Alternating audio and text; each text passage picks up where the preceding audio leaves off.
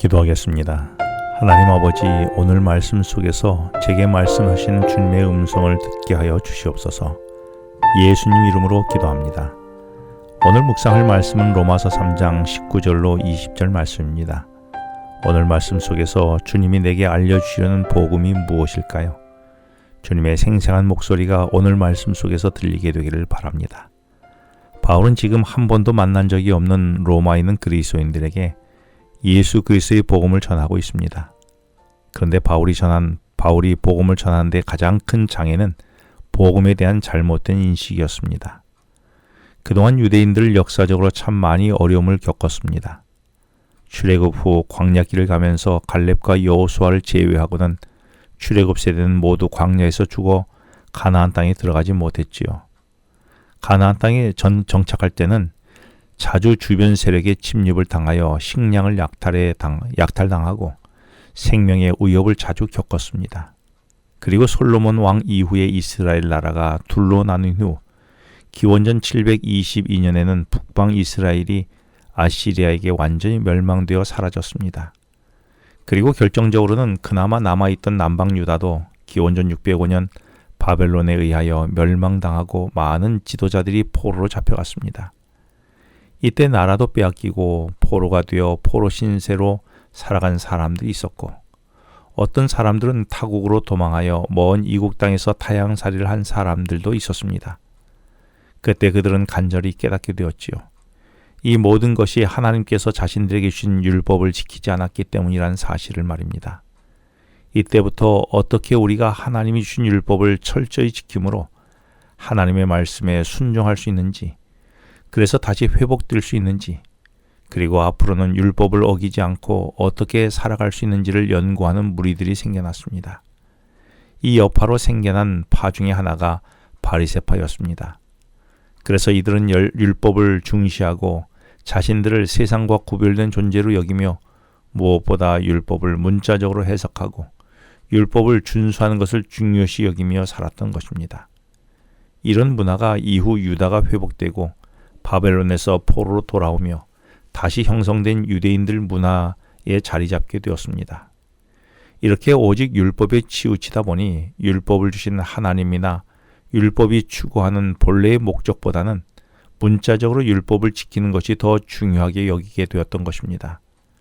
그래서 간음하지 말라는 말씀에 유대인들은 문자적으로 간음하지 않는 것을 의의로 여기며 간음의 근본이 되는 생각은 마음대로 해도 괜찮다는 것이었습니다.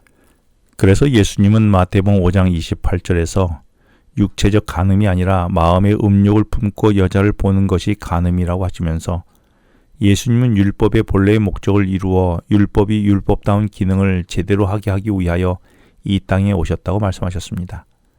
그러면서 마태복음 5장 17절에서 나는 율법을 완전하게 하러 오셨다라고 천명하셨습니다.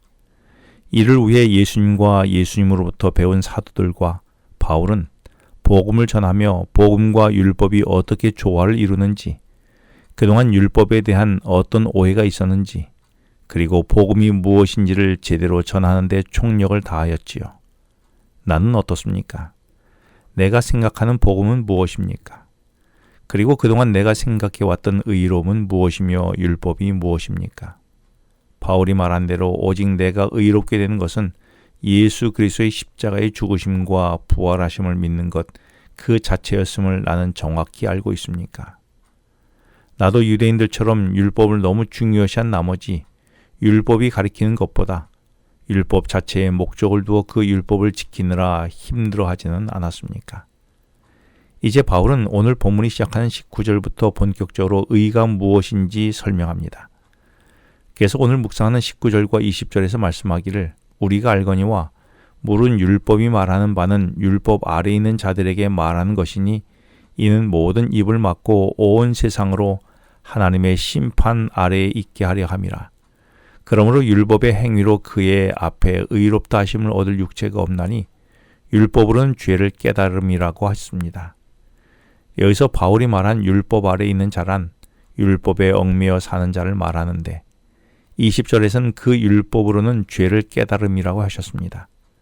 그러므로 율법은 내가 아무리 율법을 잘 지켜도 여전히 나에게 죄인이란 사실을 알려줄 뿐인 것입니다. 그래서 19절에서 말한 율법 아래 있는 자들은 범죄한 이후에 율법이 지적한 대로 죄인으로 살아가는 이 땅의 모든 사람들을 말씀하신 것입니다. 그러므로 이 땅에 살아가는 모든 사람들은 율법이 지적한 대로 모두 죄인이기에 10절에서 의인은 없나니 하나도 없다라고 했고, 오히려 율법을 따라 죄인인 그들에 대하여 11절부터 하나님을 찾지도 않을 뿐 아니라 그들의 입은 악독한 말을 하고 발은 피 흘린 데 빠르고 눈앞에 하나님이 있어도 두려워하지 않는다는 것이지요. 이런 그들에 대하여 율법은 변명의 여지 없이 하나님이 심판의 대상이 됨을, 하나님의 심판의 대상이 됨을 말씀한 것입니다. 그렇다면 나도 율법이 죄인임을 알려준다고 했는데 그에 따라 나도 죄인임을 고백합니까? 이렇게 내가 주님 앞에 죄인임을 고백할 때에 내가 주님 앞에 겸손하게 되지 않을까요? 기도하겠습니다.